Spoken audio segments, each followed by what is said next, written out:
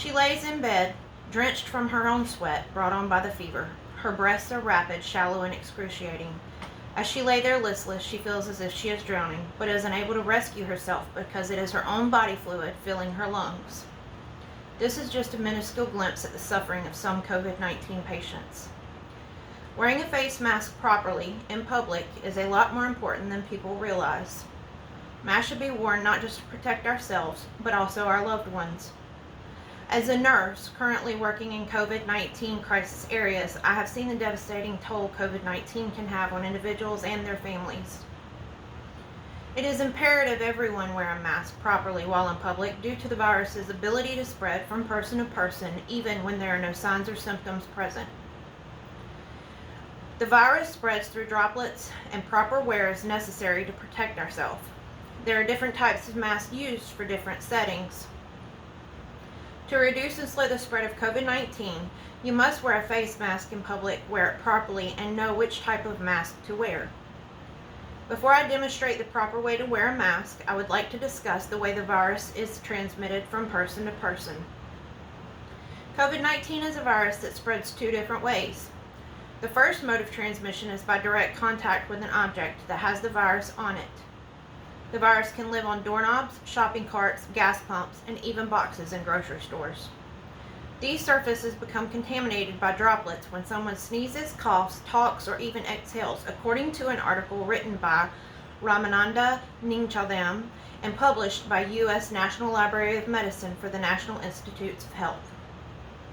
The virus can then transfer from the infected object to your hands and then spread once you touch something or someone else. Hand washing, using hand sanitizer, and not touching your eyes, nose, and mouth are all important habits to practice, decreasing the chance of affecting ourselves or others. The second mode of transmission is by indirectly inhaling droplets. While the larger droplets fall to the ground or on objects, the smaller droplets can remain suspended in the air for hours. A susceptible individual may become infected by inhaling the microscopic particles that still contain residual solid components of body fluid excreted from our lungs. Masks and social distancing are the best measures to protect yourself from this mode of transmission. Masks form a barrier to the larger droplets that are expelled and leave behind the smaller droplets. Now that we know how the virus spreads, I would like to show you a few different types of masks and in which settings they should be worn. I have 3 different types of masks to tell you about.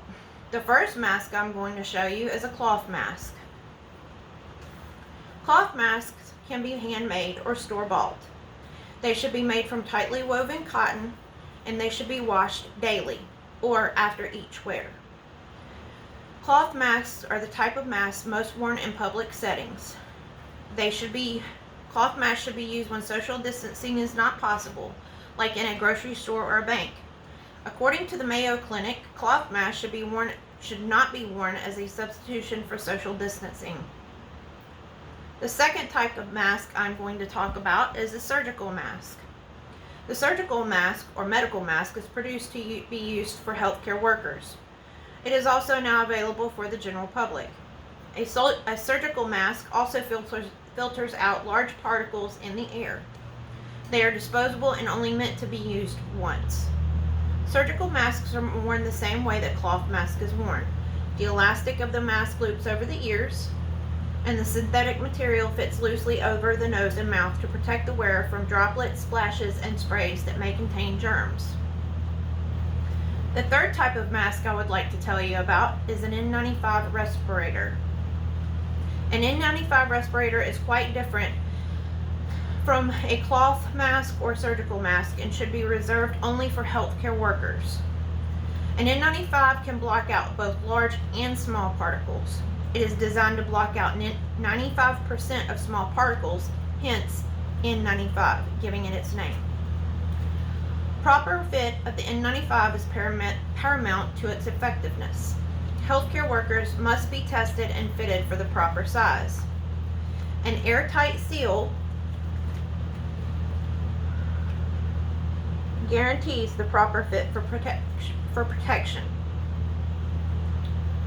We have discussed how the virus spreads and the different types of masks that can be worn in different settings. Now I would like to demonstrate the proper way to wear a cloth mask. As stated before, a cloth mask can be made at home. The material should be tightly woven cotton, and the mask should have more than one layer of fabric. Some even come with inserts for coffee filters to filter out even more germs.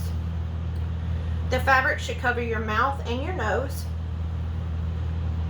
and ensure the mask is held in place either by the loops of your ears or by tying it securely behind your head, depending on which type of fabric mask you have. A lot of people are wearing masks incorrectly. Under the nose is incorrect. Wearing the mask under the nose allows for airborne germs to enter the nose. Wearing the mask below the chin defeats the entire purpose of it. All of this is exposed. In conclusion, I would like to remind you why it is important to wear a mask in public.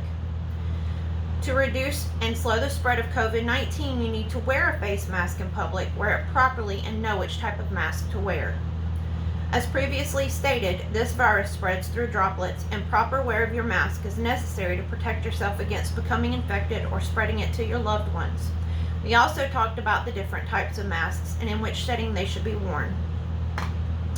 Now back to the lady we spoke about in the beginning. We will call her Clara. Clara was a 53-year-old woman in relatively good health. She had no issues with diabetes, and she was a non-smoker. Clara wore a mask anytime she went into public. Clara's son Roger did not. On a trip to bring his mother groceries, Roger sneezed while hugging her goodbye. Roger had not had any symptoms. Now Clara lays in the hospital suffering on a ventilator, all alone, with no one to tell her they love her. 3 days later, she dies. This could have been avoided if Clara's son would have just worn a mask. For the sake of not just you, but also your loved ones, please wear a mask in public.